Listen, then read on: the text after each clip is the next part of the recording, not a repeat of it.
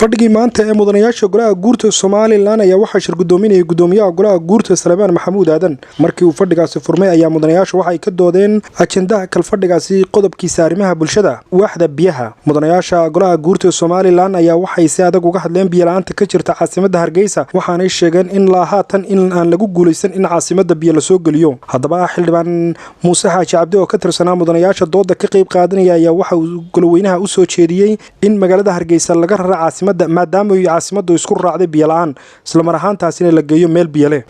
waxaan leenahay dastuurkan waxa ku jirta in caasimadu Hargeysa tahay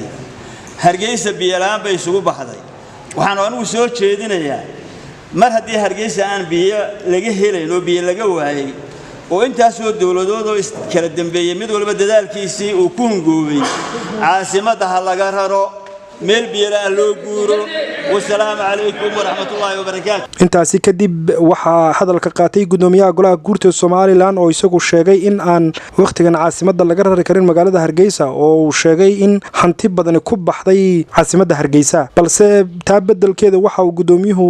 xoghayntiisa ku amray in si ugu dhaqsaha badan loogu yeero wasiirka wasaaradda horumarinta biyaha Soomaaliland Salmaan Yuusuf Ali Kore hadaladiisina waxa kamid ahaa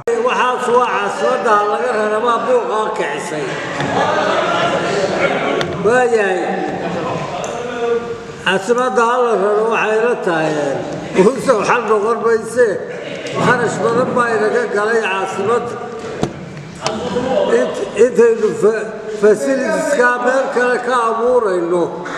iyo xoolahaynu gelinaynaba maaha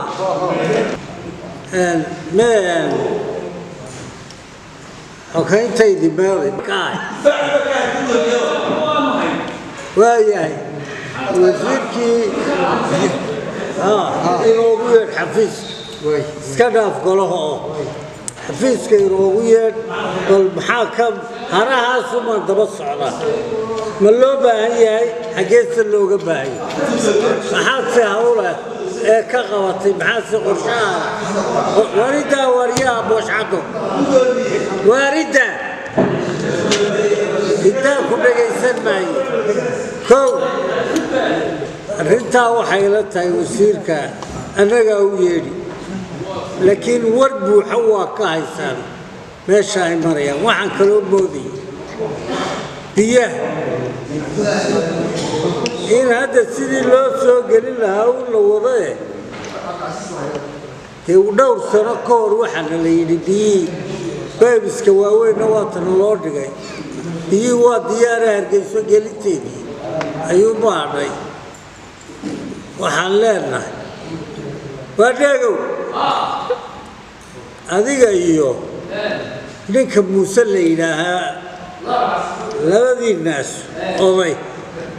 bal biyahaasu meesha ay marayaan soo gelinta iyo halkay marayaan war looga keena labadii naasu bal maalinteeda bal war inoo keena waa mahadsantiin waqtigii uu fuulay maxamed axmed siiraayo 6 bilood iyo 7 bilood waxay horta sanad may dhammayn baan u malaynayaa waqtigii la yidhi waxaa lagu soo tusayaa biyihii Hargeysa oo afka soo kala qaado Hargeysa soo gelaya walaasaan nimadii madaxweynaha raacnay halkaan uga tagno beebab waaweyn oo haddaad gurguurayso aad dhex carari karayso oo inta isu kala jira ayaa la soo dhigayaa geed deebla sukadiisa waxaan xusuustaa kii maareeya ahaa iyo markaa ahaa iyo kii gaalka ahaa ee meesha marayay intaba waxa weydiiyey kuwii afgiriiska yaqaanay oo yidhi waqti maad u malaynaysa inay Hargeysa biyuhu wada gaarayaan sanadka dambe 6 bilood ugu horreeyay wada gaarayaan bay adeega ilaa maalintii aynu biyaha ka cabanaynay maareeya yidhaaha mishiinadeedii maanta ugu wanaagsan yihiin biyihii maanta ugu wanaagsan yihiin lacagta u badan maanta la bixiyay mooyaane wax meel ay soo gaadheen oo laga cabayo ma hayo waxaan leeyahay reer miyiga ayaa meelka dhaanku ka maqan yahay biyahaana haysan ayaa ninka yidhaha na waraabiya ee war carruurta ha laga qabaa min dumarku yidhaha ninka adeer biyo nasiya war carruurta ha laga qabaa min waxaan leeyahay maareeyayaashii qodada biyahu war carruurtaan laga qaba midna biyana u keeni maysaan taasi waa taa anigu waxaan ka taaganahay markaan arko guryaho khasabadaha la gelinayo oo la leeyahay khasabadihii googo'ay ee burburay waa samaysta ay wakaaladu leedahay ilaa lacag bay ka doonaysaa qasabad waliba way baabadeen war qasabadii hagaajista oo qasabada kala jabtay idinku samaysta ama waa idin sameeyay ama beebkii waa kan anu markaan arko mooyaane hadalka la leeyahay iyo hadii bad hadal la qurux badan ma qaadanayo taasi waa taa runta balbada markaan macfi noqonaysa waxay wax ka jirin in ay boonaysan lagu hado wixii wax ka jiraan boonaysan lagu hado waxay wax ka jirin إذا سبع عروت لا تسوي وديت من كنا نقول السبع سنة وعم بيسوي قبيلة يعني إن الحشوة وحوية وحيتيرا لسوي شيء ولا الدلالو وذلك كلام نامي مقالة الرجيسة وبديلا ولا منو يسقط ميت وأنا اللي هو ميهاي ذلك كلام يدفع عن المايو لا سعنود إلى بربرة إلى هدي اللي في برعو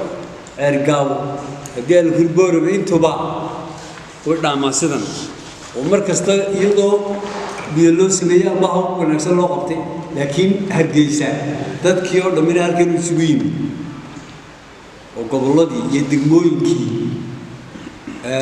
يمي يدعم يده تذكير هالكن سوين والأمية ما أنت نعم قاسم ما أنت كروش أنت أورودم وعويان هنا ترادان بينا دان صدون ولا مسترون بيسيا بركدان قضلت هي هنا أنا واحد حياة كرماي واحد كجب حياة هل الدلالو هل حسده السلام عليكم لكن مركي الوسارة دويرينو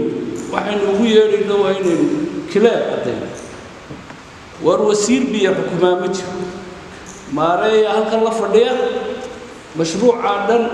أركتين بيها هرجيسة وسارة شغل كل متر مالي والبوح على كنا والبنك يتمر كنا بيها دينكين ماريها وحرب أنا حررها هالكن لي وسير هالوية ماريا شو كارلها أنا ميل والبفرديا هالوية ورقب أحمد نور waxaan kula qabaa waxa weeyaan yaanu waa sababeynaya waxa la wasiira wax xukumin maxay ugu yeeri inamada kibriye maareeyaasha ah mid waliba wasaaradii shaqadeedii haysta loo yeeran waxa jira dad yar oo fara badan ama magaalada Hargeysa qaybo fara badan oo aan biyo gaarin ama biyo helin baa jira 80% biyo ma gaaraan wakaalada biyo biyaha foosada sixir buu jirto waxa uu jirtay foosada oo aan ku arkay iyadoo ay gaari dameerada xagga dambe ka qoran tahay 12 ku baa ku qoran haddaba foosadii biyaha maanta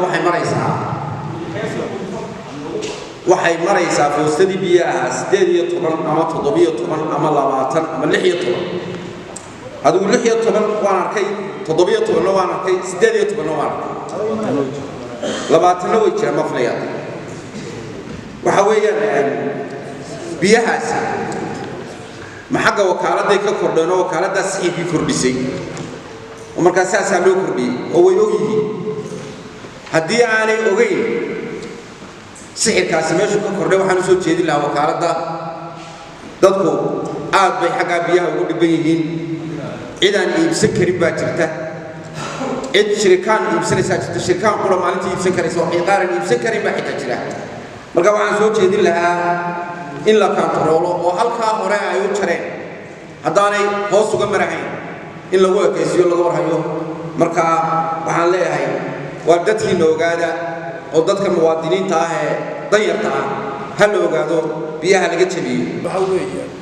ديسلن دلكم ما أرتدتكم كلمة يو هذه نكارجسة بديه جورا مثلا بديه نكارجسة جورا إذا هذا الاستيت هاوس هي أنا ترى يا ترى يا ملك اللي بيجي لك ما أعرف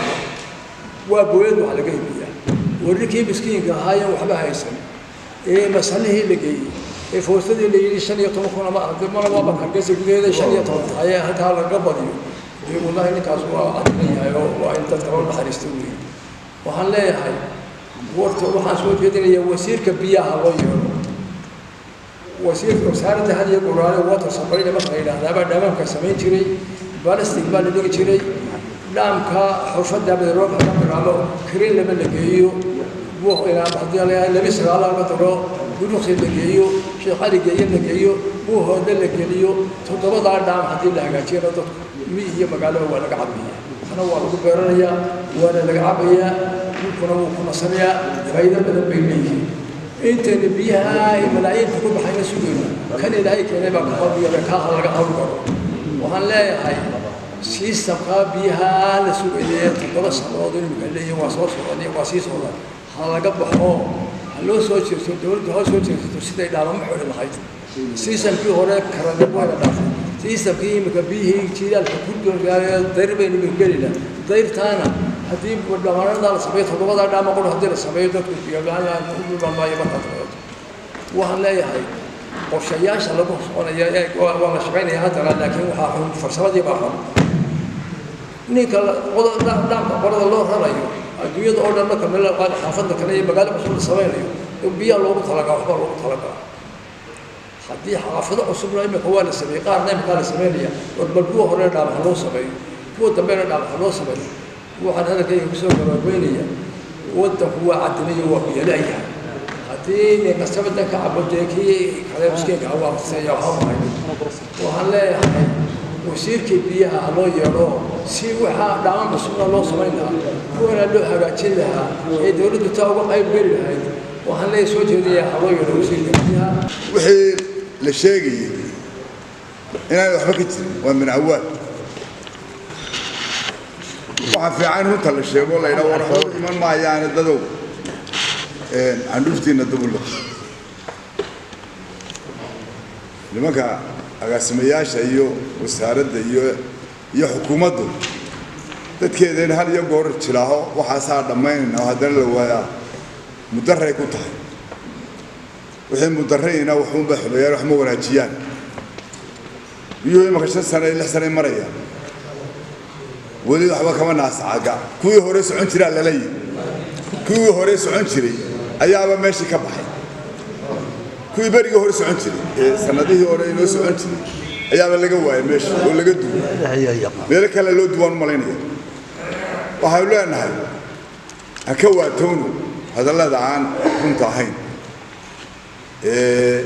dadka loo sheegay aakhiriye iskaba waxunta waa inaynu u baydnaa runta oo la yidhaahaa waxaa goortay alle qadaraa u bay dhammaanaysaa madaxweynuhu berigaa u sheegay waa tagnay waa la soconay beebka waa la tusay waa dhammaanaysaa baa la yidhi ilaahay ma qadarin waxaa laga yaabaa in beeb meel soo kala soo dhigay haydo xagga ahaa dambaba ay ka maqnaayeen waa siyaasadda imika afrikaanka iyo soo innaga inaynu wax u sheegno wixiina la waayo aan dadaalno ummadda haddii wax loo qabanayo wax runaha loo sheego haddaan wax jirina inaynu iska dhinahaan inaynu iska hadalla maahe hadalku wuu qoran yahay meelahaas oo dhan taariikhuu ku qoran yahay wixii laga hadlayba waa yaaliin waxaynu leenahay aan ka waatoona hadallada aan runta ahayn hadday madaxna iyo hadday mise tahay hadalku wuxuu ku dhan yahay aan dubta dhulku biyo waa leeyahay waa biyo waa buuxaan haddii hargeysana laga baadho waa laga helaya riig lagu taago iska daa doxyadaa kale qulqulayo biyo dusha maraya beri waxaa la odhan jiray meeshan la yidhaaho xunba weynaa ceel laga keenaya biyo waa tii la waayey kuwana intii shiinuhu inoo soo dhigay ee dowladii hore dhigeen ayuunbaa laga cabbaa weli lama hayo wax cusub waxaanu leenahay aan alla ka yaabo assalaamu calaykum